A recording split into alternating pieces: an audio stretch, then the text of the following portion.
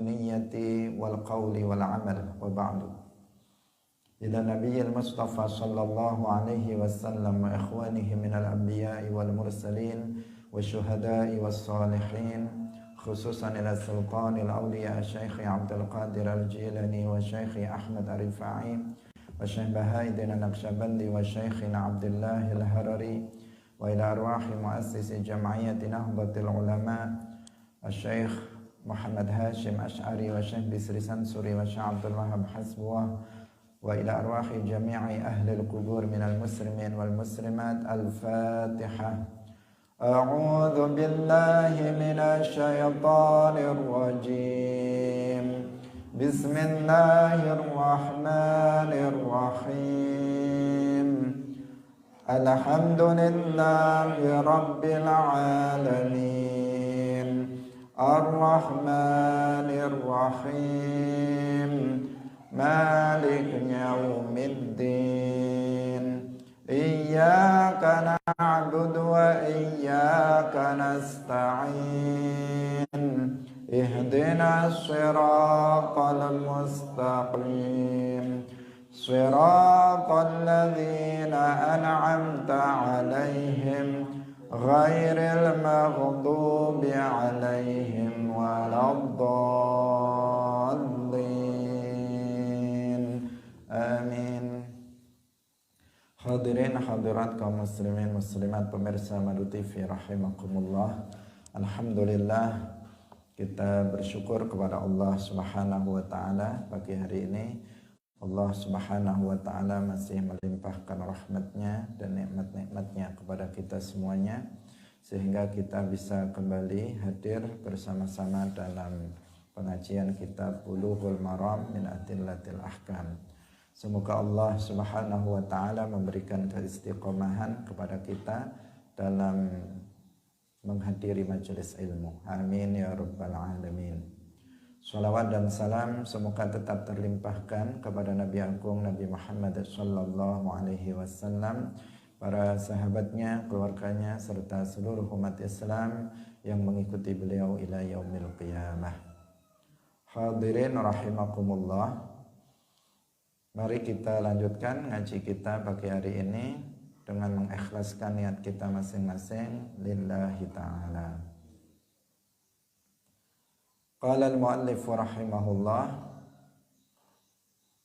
wa an Imran bin Husain radhiyallahu ta'ala anhu anna an-nabiyya sallallahu alaihi wasallam shalla bihim fasaha fasajada sajdataini thumma tashahhada thumma sallama. Anna nabiyya saat temani Kanjeng Nabi sallallahu alaihi wasallam iku sholat sapa Kanjeng Nabi bihim kelawan para sahabat.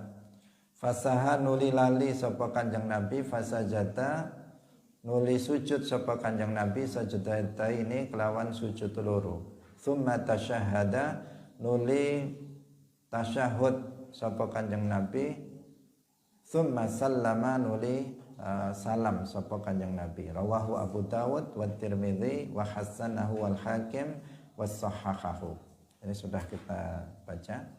Wa ana Abi Sa'id al-Khudri radhiyallahu ta'ala anhu qala qala Rasulullah sallallahu alaihi wasallam idza syakka tatkalane raku sapa ahadukum salah siji sira kabeh fi sholatihi ing dalem salate ahadukum falam yadri mongko ora roh ora kaweruh sapa ahadukum kam pira salat wa salat sapa ahadukum asalasan ana ta telung rakaat am arbaan utawa petang rakaat falyatrah mongko becik buang sapa wong asyaka ing raku waliyabni lan becik bangun sapa ahadukum ala ma ing atase barang istaiqona kang yakin sapa wong. Tsumma yasjudu nuli sujud sapa wong sajudataini ing sujud loro. Do kelawan sujud loro. Qabla ayyusallima ing dalem sadurunge yen to salam sapa ahadukum. Fa in kana mongko lamun ana sapa wong iku shalla wis salat sapa wong khamsan ing 5 syafa'na salatahu mongko genepi salatahu ing salate mongko genepi apa khamsan salatahu ing salate wong. Wa in kana lan lamun ana sapa wong iku salat sapa wong tamaman kelawan sempurna kanata mongko rong rakaat iku targhiman mecah lan nulayani li syaitani maring syaiton. Rawahu Muslimun. Hadirin rahimakumullah. Dari Abi Sa'id Al-Khudri, Rasulullah Shallallahu Alaihi Wasallam bersabda, apabila salah seorang kalian ragu di dalam sholatnya, dia tidak mengetahui dia sudah sholat berapa rakaat, apakah 3 rakaat atau 4 rakaat, dia ragu-ragu. Misalnya sholat zuhur, dia ragu-ragu ini tadi sudah 4 rakaat atau masih 3 rakaat. Falyatrahi syakka, maka hendaknya dia membuang keraguan tersebut. Waliyabni, dan dia mendasarkan ala mastaiqona, pada yang dia yakini. Nah, mana yang yakin? Tsumma yasjudu sajudataini, kemudian dia sujud 2 kali qabla ayyusallima, artinya sujud sahwi, sebelum dia mengucapkan salam. Apabila dia telah sholat 5 rakaat, maka 5 itu sudah menggenapkan sholatnya. Dan apabila dia sholat sempurna 4 rakaat, maka yang 2 rakaat itu adalah untuk menolak gangguan dari syaitan. Rawahu Muslim. Hadirin rahimakumullah. Hadis ini menjelaskan tentang apabila kita ragu-ragu dalam jumlah rakaat sholat. Nah, seperti yang sering kita terjadi pada kita, mungkin karena kita kurang khusyuk di dalam sholat, atau ada waswas syaitan, ada gangguan dari syaitan terhadap kita, sehingga terkadang kita lupa bilangan sholat. Nah, sehingga kita menjadi ragu, saya ini sudah 4 rakaat sholatnya atau masih 3 rakaat, kayak 3, kayak 4, kayak 3, kayak 4, ragu-ragu. Nah, dalam kondisi seperti ini, apa yang kita lakukan? Rasulullah memerintahkan kita untuk membuang keraguan-raguan itu. Caranya bagaimana?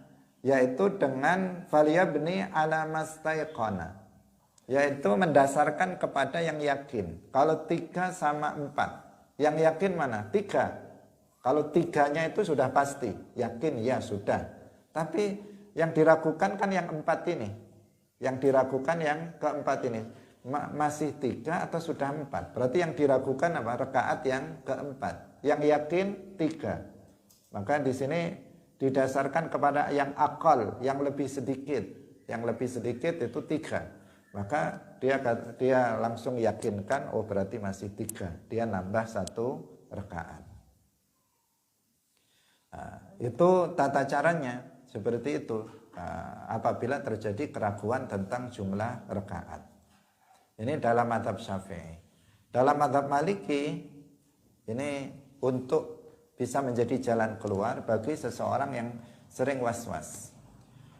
Dalam mazhab Syafi'i, dalam mazhab Maliki, apabila seseorang itu sering sekali mengalami hal yang seperti itu, setiap kali sholat selalu ragu tentang bilangan rakaat sholat, selalu begitu, dan itu berulang-ulang, bukan sekali 2 kali. Kalau normal kan hari ini lupa, ragu, nanti seminggu lagi ragu lagi, itu wajar, normal. Ini sholat zuhur lupa, sholat asar lupa lagi bilangan rakaat, sholat maghrib yang jumlahnya begitu lupa, sholat subuh yang cuma 2 rakaat aja ini sudah masih 1 atau 2 misalnya, ya, parah. Maka bisa mengikuti mazhab Maliki, di mana beliau mengatakan bahwa orang yang sering mengalami kasus seperti itu, yaitu ragu terhadap bilangan rakaat, maka dia bisa mendasarkan kepada rakaat yang banyak. Misalnya 3 atau 4, udah 4. Ini 2 atau 3, udah 3. Langsung diyakinkan 3, yang bukan duanya, bukan pada yang akal, tetapi pada yang akfar. Nah, dalam rangka apa? Untuk menolak gangguan setan. Was-was ini kalau nggak dibegitukan, setan itu akan tetap mengganggu dia setiap sholat. Maka langsung ini 3 atau 4, langsung aja 4. Udah langsung kita duduk, tasyahud, baca sholawat, salam. Ini dalam rangka menolak was-was syaitan. Karena kalau terus diikuti, kita mengikuti yang akal, besok akan begitu lagi, besok akan begitu lagi, dan seterusnya, sehingga dia terganggu dengan kondisi seperti itu. Tetapi dalam kondisi normal sesekali lupa, maka kita mengikuti mazhab Syafi'i, yaitu kita mengikuti yang yakin, yaitu yang sedikit. Kalau 3 atau 4 berarti 3. 2 atau 3 berarti 2. Itu dalam mazhab Syafi'i. Tetapi jika seseorang dalam kondisi yang tidak normal dari sisi was-wasnya tadi, maka bisa mengikuti mazhab Maliki. Hadirin rahimakumullah, ini tidak hanya berlaku pada bilangan rakaat sholat saja, tetapi juga berlaku pada bilangan sujud. Ini tadi saya sujudnya masih sekali atau 2 kali. Nah, kadang kita kan juga ragu juga. Saya ini sudah sujud 2 kali atau masih sekali? Pernah kita mengalami yang seperti itu. Nah, kalau kayak begitu berarti sekali atau 2 kali. Kita anggap sekali, kita tambah lagi sujudnya. Karena sujudnya harus 2 kali. Ketika kita lupa 1 atau 2, maka kita buang keraguan dengan cara kita ambil yang lebih sedikit, yaitu 1 kali, kemudian kita menambah 1 sujud lagi. Nah, ini untuk bukan hanya rakaat, tetapi juga bilangan untuk sujud. Nah, tapi kalau seseorang itu, karena kaidah dasarnya kalau seseorang itu misalnya ragu-ragu apakah dia itu sudah melakukan rukun atau belum, maka dia harus melakukan rukun itu. Seperti yang tadi itu, sujud itu kan rukun sholat. Ketika dia ragu-ragu apakah dia sudah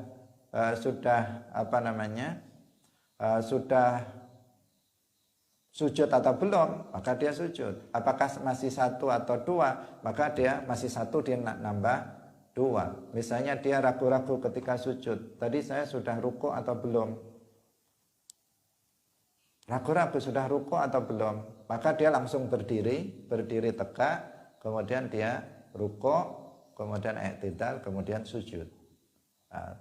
Bukan langsung ruku, tetapi berdiri dulu, kemudian baru ruku. Dari sujud, ketika sujud, tadi sudah ruku atau belum, ragu-ragu. Nah, di sini harus dia berdiri lagi untuk kemudian ruku. Karena yang dia lupakan, yang dia ragukan di sini apa? Yang dia lupakan adalah rukun sholat, yaitu ruku. Maka dia berdiri dulu baru ruku, bukan langsung ruku. Kenapa berdiri dulu? Karena dalam ruku itu harus membongkokkannya itu adalah dengan sengaja, sehingga dia harus berdiri dulu baru kemudian rukuk. Ini. Nah, baru kemudian sebelum salam dia melakukan sujudus sahwi. Nah, sebelum salam dia melakukan sujudus sahwi karena tadi dia lupa tentang bilangan rakaat, lupa tentang bilangan sujud misalnya. Maka dia sujud sahwi di akhir, sebelum salam. Karena itulah maka penting bagi kita untuk penuh dengan konsentrasi ketika sholat, dan kita membuang was-was dari syaitan dengan berdoa sebelumnya, agar dijauhkan dari was-was syaitan. Karena syaitan ini akan senantiasa memberikan was-was pada diri kita. Biasanya was-was itu dalam beberapa tempat. ada sebagian orang itu was-was dalam takbir, apakah sudah niat atau belum, sehingga kadang takbirnya diulang-ulang, Allahu Akbar, Allahu Akbar. Imamnya sudah selesai Fatihah masih dia Allahu Akbar, masih Allahu Akbar, nggak selesai takbirnya. Karena apa? Dia was-was apakah dia sudah pas niatnya bersamaan dengan takbiratul ihram apa enggak. Sebagian ada yang was-was membaca Fatihah. Membaca Fatihahnya diulang-ulang, Alhamdulillah, Alhamdulillah, Alhamdulillah. Imamnya sudah rukuk, dia masih Alhamdulillah. Dia nggak selesai. Dia karena ragu-ragu ini sudah pas apa enggak, mengucapkan haknya itu sudah pas atau enggak. Terus ragu-ragu itu sering, padahal sudah pas, itu perasaan dia enggak pas saja. Kenapa? Karena was-was dari syaitan. Ini kan ada unsur lain, yaitu syaitan yang mengganggu. Nah, terkadang tadi dalam jumlah rakaat, terkadang dalam jumlah sujud. Nah, ini yang sering datang kepada kita di saat kita sholat, dan itu berasal dari syaitan. Sehingga kita berdoa sebelum sholat agar dijauhkan dari gangguan syaitan, was-was dari syaitan. Karena al-was-was itu minas syaitan, was-was itu berasal dari syaitan. Nah, tata caranya tadi dengan berbagai macam. Di antaranya kalau jumlah rakaat terus menerus dia was-was, ikuti mazhab Maliki. Ikuti mazhab Maliki. Yaitu dengan mengambil, udah berarti sudah tiga atau empat, udah 4, langsung aja. Besok insya Allah setan gak akan datang lagi untuk mengganggu dia. Karena apa? Dia kalau sudah was-was dia langsung 4, langsung dibilang 4 gitu. Itu salah satu caranya. Atau misalnya ragu-ragu dalam Al-Fatihah. Al-Fatihah juga kita bisa mengikuti mazhab selain mazhab Syafi'i yang kemarin kita sebutkan. Kalau dalam mazhab Syafi'i, imam dan makmum harus baca Fatihah setiap rakaat.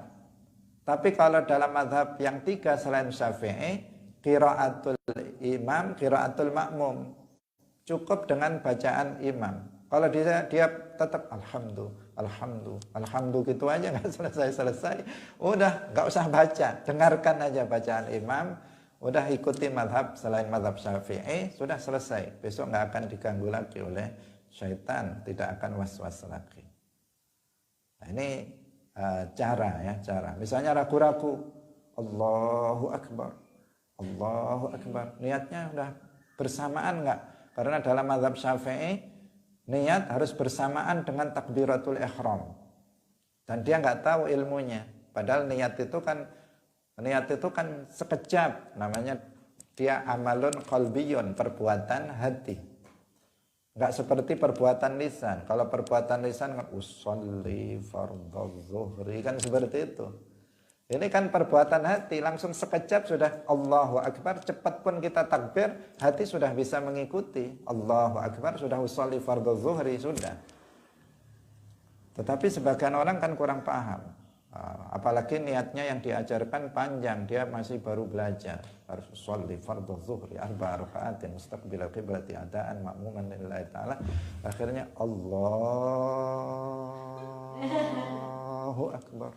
Sampai lama nggak jadi lagi. Wah, tadi ada yang ketinggalan.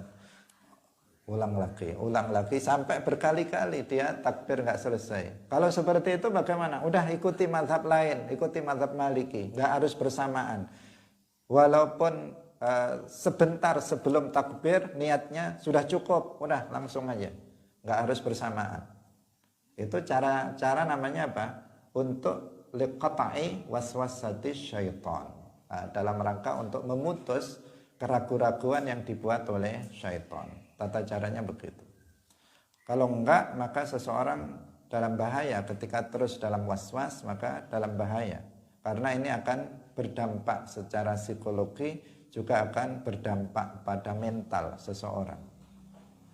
Dan dia akan meluas, was-was ini akan meluas kemana-mana.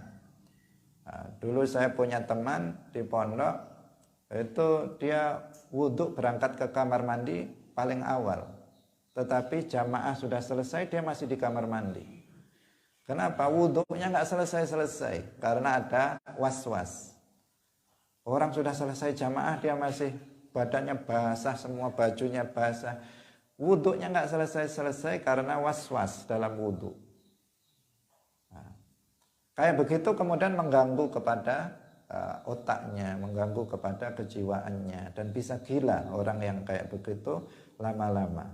Nah, sehingga seseorang harus berusaha untuk menghilangkan was-was yang ada di dalam hatinya dengan dilawan, dengan mengikuti salah satunya, kalau yang tadi dengan mengikuti pendapat-pendapat yang bisa itu menghilangkan was-was tersebut. Hadirin rahimakumullah, apalagi kalau dalam permasalahan akidah juga harus diwaspadai was-was ini. Was-was tersebut harus diwaspadai. Ada sebagian orang dikisahkan di daerah tertentu ada seorang wali majdzub. Wali majdzub itu ucapannya nggak bisa dibuat sebagai pegangan. Namanya majdzub, dia gila, akalnya hilang. Meskipun dalam hal yang positif, ya, gilanya bukan karena putus cinta, tetapi karena mencintai Allah, karena sehingga dia hilang akalnya dalam hal yang positif. Majdzub. Kalau dia ngomong nggak bisa kita pegang kata-katanya. Namanya orang nggak berakal kok. Meskipun dia wali, nggak bisa dipegang kata-katanya.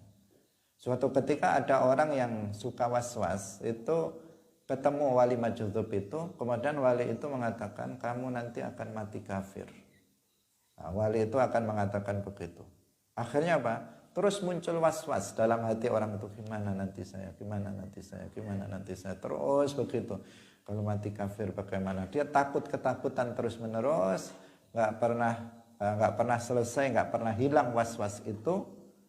Akhirnya suatu ketika dia mengambil tembak, pistol, kemudian dia mengucapkan 2 kalimat syahadat, asyhadu an la ilaha illallah wa asyhadu anna muhammadar rasulullah, kemudian ditembakkan kepalanya dan dia mati.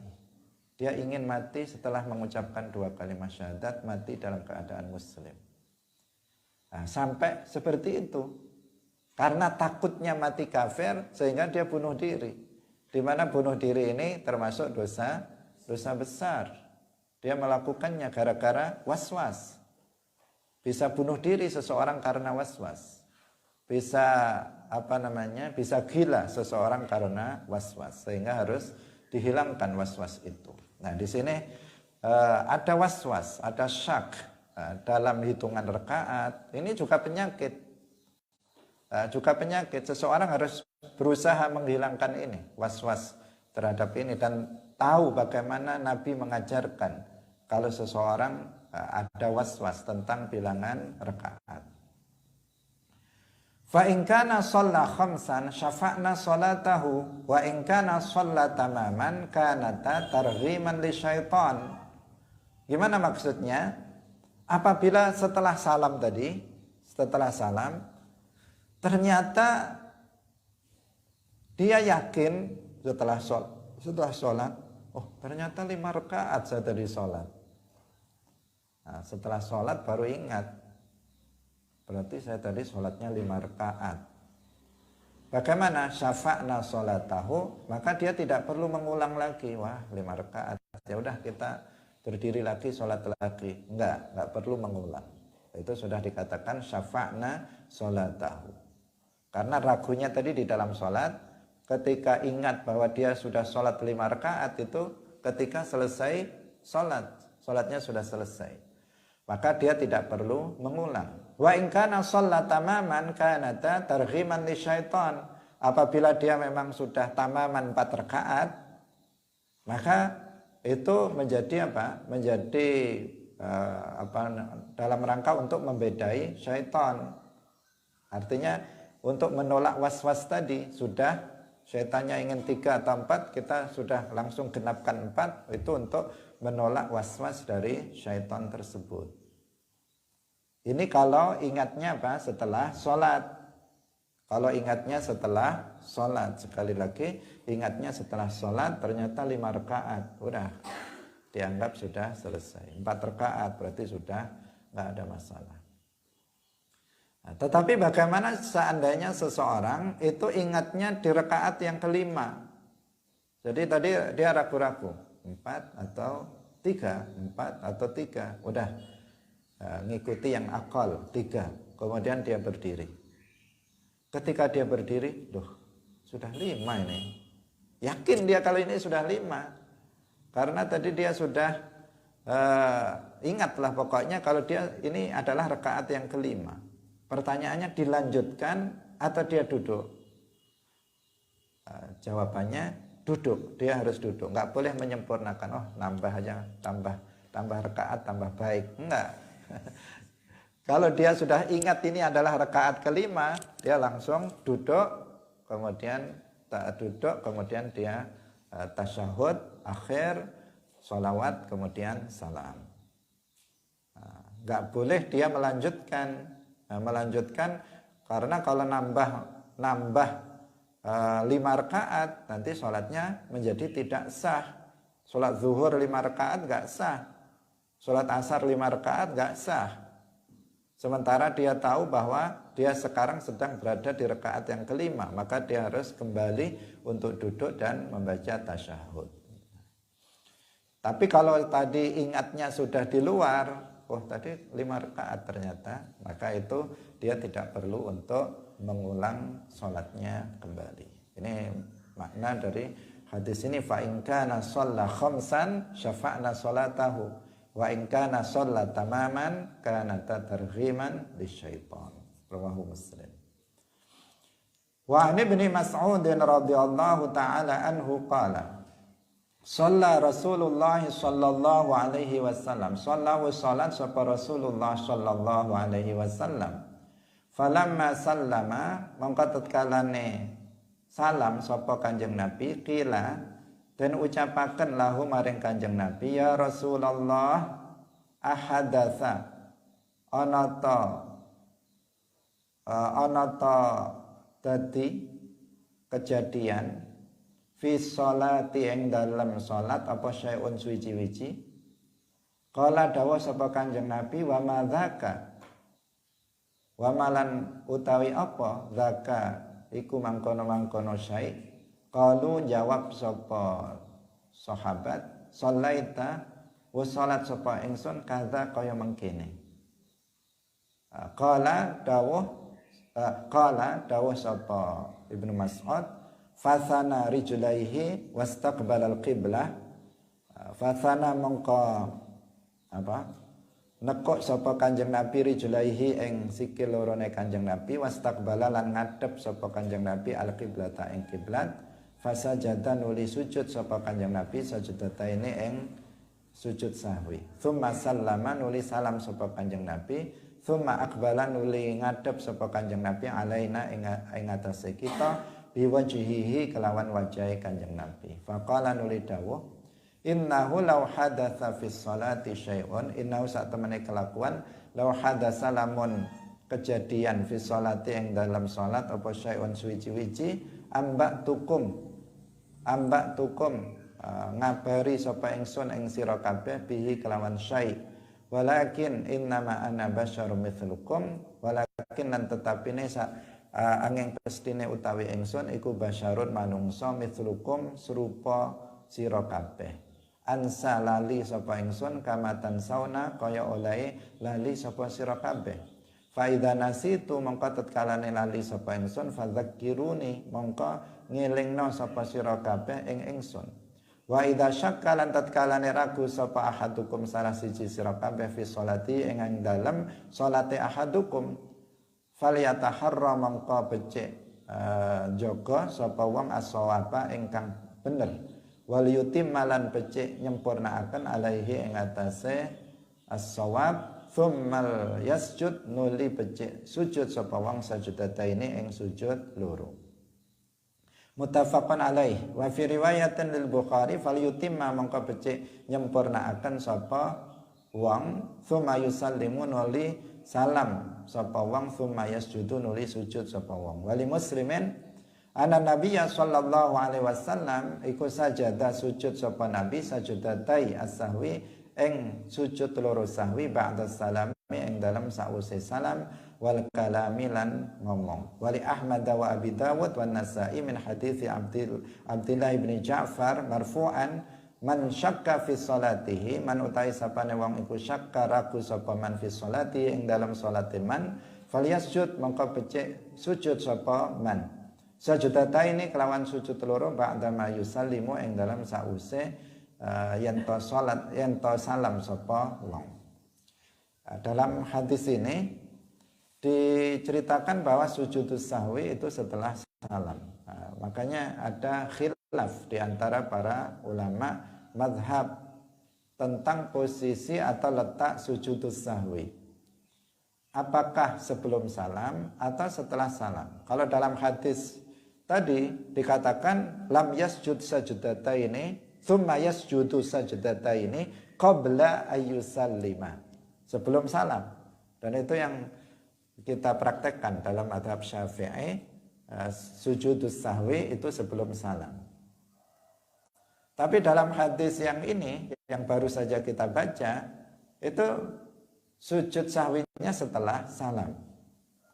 Karena ada beberapa riwayat ini maka kemudian ada khilaf di antara para ulama.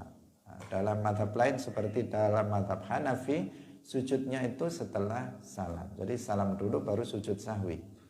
Kalau dalam mazhab Syafi'i sujud sahwi dulu baru salam. Itu perbedaan dikarenakan karena ada riwayat yang memang berbeda-beda. Ini satu yang kita pahami dari hadis tersebut. Kemudian yang kedua, di situ Nabi mengatakan innama ana basyarun mithlukum. Sesungguhnya aku ini adalah manusia seperti kalian. Ini tidak secara mutlak ya. Ketika Nabi mengatakan saya ini manusia seperti kalian, ini tidak secara mutlak.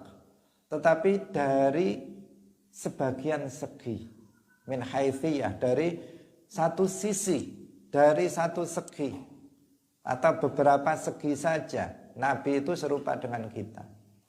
Misalnya sama-sama manusia, sama-sama dilahirkan, sama-sama makan, minum, menikah, sama dari sisi itu. Sama-sama kadang sakit, itu sama dari sisi manusia dari sisi itu. Tetapi dalam sisi yang lain ya jauh lah, kita nggak sama lah dengan Nabi Muhammad Sallallahu Alaihi Wasallam. Beliau afdalul makhlukat, makhluk yang paling mulia. Beliau ajmalun nas, beliau afdalul makhlukat mutlaqan. Turun wahyu kepada beliau, beliau nabiyun rasul. Tentu saja beliau beda dengan kita, ya jauh sekali dalam beberapa segi. Nah, ini penting untuk disampaikan agar seseorang itu nggak kepedean kemudian mengatakan kita ini sama aja dengan Nabi. Sama apa? Iya sama dari sisi sebagian sisi, tapi sisi yang lain jelas beda. Yang paling membedakan kita dengan Nabi itu bahwa Nabi itu yuha ilaihi, beliau mendapatkan wahyu. Apa yang beliau sampaikan itu berdasarkan wahyu yang dari Allah Subhanahu wa ta'ala. Itu pembeda yang paling mencolok. Tetapi di sisi yang lain pembedanya juga sangat banyak. Karena kalau orang nggak paham, menganggap Nabi itu persis sama dengan kita, akhirnya apa? Akhirnya mensifati Nabi dengan sifat-sifat yang buruk. Ini yang bermasalah. Seperti yang kemarin ada Yusuf Al-Qaradawi mengatakan Nabi kadang salah dalam syariat. Kemudian ada lagi yang mengatakan, yang sekarang orang yang mereka menekuni tentang ilmu Al-Quran kontemporer pada masa sekarang. Ada yang mengatakan tafsir Nabi itu bisa salah. Dia mengatakan tafsir kita bisa salah, tafsir Nabi juga bisa salah. Ini apa? Kebablasan dalam memaknai bahwa Nabi itu manusia seperti halnya kita manusia. Makanya kita perlu menjelaskan ketika Nabi mengatakan innama ana basyarum mithlukum, itu artinya dari satu segi sama dengan kita. Makan, minum, sakit, menikah sama dari sisi itu. Tetapi di sisi yang lain lebih banyak bedanya daripada samanya dengan kita. Nah, ini penting untuk kita ingatkan agar tidak kemudian kebablasan kita dalam memahaminya. Kemudian kalau terjadi sesuatu atau imam itu lupa, itu hendaknya segera untuk diingatkan, segera untuk diberitahukan. Jangan diam-diam saja atau nanti-nanti diberitahukan. Dalam sholat itu seandainya imam lupa, langsung kalau itu bacaan Al-Quran misalnya, langsung dibacakan yang benar di belakangnya. Kalau dia lupa rukuk misalnya, langsung. Kalau cara mengingatkannya kemarin sudah kita bahas, kalau laki-laki dengan membaca tasbih dengan niat zikir dan untuk mengingatkan imam tersebut, subhanallah. Nah, kalau perempuan dengan menepuk tangannya, itu segera untuk diingatkan kalau kita mengetahui imam itu lupa. Makanya Nabi mengatakan fa idza nasitu fadzakkiruni, jika aku lupa segera kalian ingatkan aku. Kemarin sudah kita terangkan lupa pada Nabi yang dimaksud di sini adalah lupa yang tabi'i, lupa yang alamiah, yang manusiawi, bukan lupa pikun atau lupa yang yang buruk, tetapi lupa yang alamiah. Itu terjadi pada Nabi yang tidak mengurangi derajat kenabian, yang tidak sampai kemudian lupa sampai merubah hukum. Ini haram atau halal ya, kemudian dia bilang oh ini halal, padahal sebenarnya haram. Itu enggak terjadi pada seorang Nabi lupa semacam itu. Tetapi kalau lupa bilangan rakaat, itu adalah sesuatu hal yang jaiz bagi para nabi, karena itu tidak mengurangi derajat kenabian.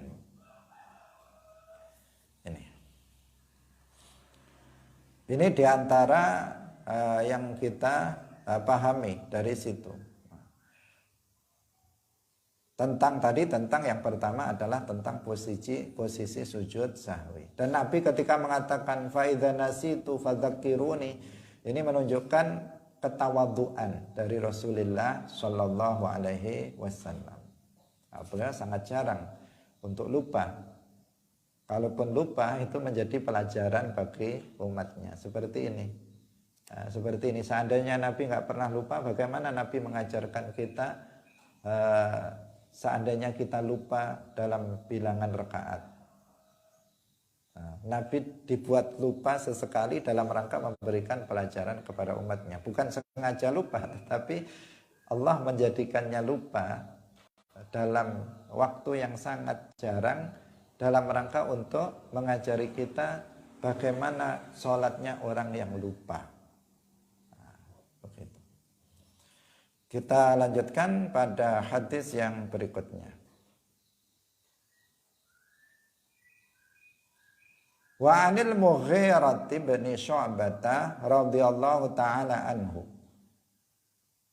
anna Rasulullah sallallahu alaihi wasallam qala idza syakka tatkala ragu sapa ahadukum salah siji sira kabeh faqama nuli jumeneng sapa ahadukum fi rakaataini ing dalem rong rakaat fastatamma qaiman mongko amrih nyempurnaaken sapa wong qaiman halih wong kang jumeneng falyamdi mongko becik falyamdi mongko becik nglewati sapa wong waliyasud lan becik sujud sapa wong sajudataini kelawan sujud loro wa ilam yastatimma lan lamun orang ngalap sempurna qaiman halih wong kang jumeneng falyajlis mongko becik lungguh sapa wong wala sahwalan ora ana sujud sahwi iku maujud alaihi ing atase ahadukum rawahu Abu Dawud. Nah, ini tentang tasyahud awal ya, tentang tasyahud awal. Kalau seseorang sudah 2 rakaat di sini idza syakka ahadukum faqama fi rak'atain, semestinya kalau sudah 2 rakaat apa yang dia lakukan? Duduk untuk tasyahud awal. Tapi di sini dia faqama fi rak'atain, dia langsung berdiri. Habis dia 2 rakaat harusnya duduk, dia langsung berdiri. Fastatamma qa'iman falyamdi, kalau dia sudah berdiri tegak maka lanjutkan. Falyamdi itu maksudnya begitu. Maka lanjutkan. Nggak usah duduk, Dan kemudian nanti di akhir sujud sahwi karena dia telah meninggalkan duduk untuk tasyahud awal. 2 kali sujud sahwi. Apabila belum tegak berdiri, maka duduklah dan tidak ada sahwi bagi dia. Kita jelaskan. Kita terkadang terjadi yang seperti ini pada diri kita. Sudah 2 rakaat, sholat maghrib atau sholat zuhur, asar, isya misalnya. Sudah 2 rakaat, kemudian kita langsung berdiri. Harusnya duduk, tapi kita langsung berdiri. Di sini bagaimana? Apa yang harus kita lakukan? Lihat kondisi kita. Apabila kita ini sudah berdiri, tegak, sempurna berdiri, maka jangan duduk lagi. Jangan kembali kepada duduk, karena kita sudah berpindah ke rukun, yaitu berdiri. Sementara duduk untuk tasyahud awal, itu sunnah. Maka jangan kembali kepada yang sunnah. Beda kalau rukun, seperti yang tadi kita ceritakan. Seseorang sedang sujud, kemudian dia lupa, tadi belum ruku, saya belum ruku tadi. Maka apa yang dilakukannya? Balik lagi, dia berdiri kemudian ruku. Karena yang dia tinggalkan itu adalah rukun. Nah, sekarang yang dia lupa itu duduk untuk tasyahud awal, itu yang dia lupakan. Nah, ketika dia sudah berdiri tegak, maka dia lanjutkan saja sholatnya. Nanti sebelum salam dia melakukan sujudus sahwi, 2 sujud sahwi. Nah, tapi bagaimana seandainya dia masih begini, belum tegak berdiri, masih bongkok misalnya, masih mau berdiri, belum tasyahud awal. Kalau lebih dekat kepada duduk, maka dia kembali untuk duduk. Jika dia masih lebih dekat dengan duduk, maka dia duduk. Jika lebih dekat dengan berdiri, maka dia berdiri dan melanjutkan. Jika tengah-tengah antara berdiri dan sujud, antara berdiri dan duduk, maka di sini dia boleh memilih lanjut atau duduk lagi. Tapi jika lebih dekat dengan duduk, maka dia harus kembali lagi duduk untuk duduk tasyahud awal. Bisa difahami? Ini maksud hadis itu begini. Ini kan tadi dikatakan faqama fi rak'atain, sudah kalau fastatamma qa'iman, kalau sudah dia sempurna berdiri, falyamdi, lanjutkan sholatnya. Nanti di akhir sebelum salam wal yasjud sajdataini sujudas sahwi. Wa illam yastatimma, kalau dia belum sempurna berdirinya, masih bongkok-bongkok begini, apalagi kalau masih dekat dengan duduk, masih mengangkat kakinya, belum sempurna berdiri, masih dekat kepada duduk, maka falyaud, maka hendaknya dia kembali lagi kepada duduk untuk tasyahud awal. Tapi jika di tengah-tengah, ini ke atas, ke bawah sama-sama di tengah-tengah, maka di sini boleh untuk memilih antara lanjut berdiri atau dia kembali ke duduk. Ini penting juga karena sering terjadi kita melihat ada orang sudah berdiri duduk lagi karena lupa duduk lagi. Kecuali kalau ngikuti imam. Nah, imam misalnya dia berdiri, ternyata imamnya duduk. Nah, dia harus kembali untuk duduk ngikuti imam. Nah, tapi kalau dia, bukan ya, keliru ya.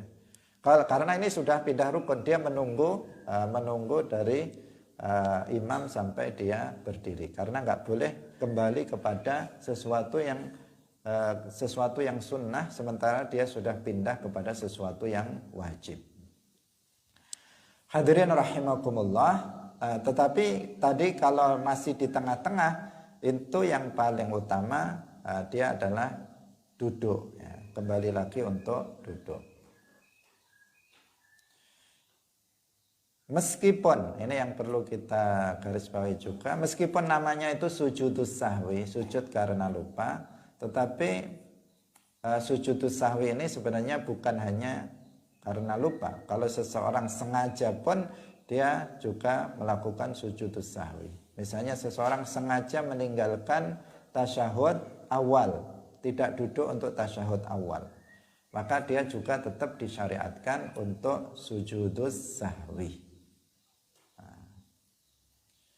Hadirin rahimakumullah, demikian pengajian kita pada pagi hari ini. Semoga bermanfaat bagi kita semuanya. InsyaAllah kita lanjutkan dalam pertemuan berikutnya. Barakallahu fikum, wallahul muwaffiq ila aqwamit thoriq. Wassalamualaikum warahmatullahi wabarakatuh. La ilaha illallah. Allahumma salli ala sayyidina Muhammad wa ala alihi wa sahbihi wa sallim. Rabbi ghfirli wa liwalidayya wa lil mu'minina wal mu'minat.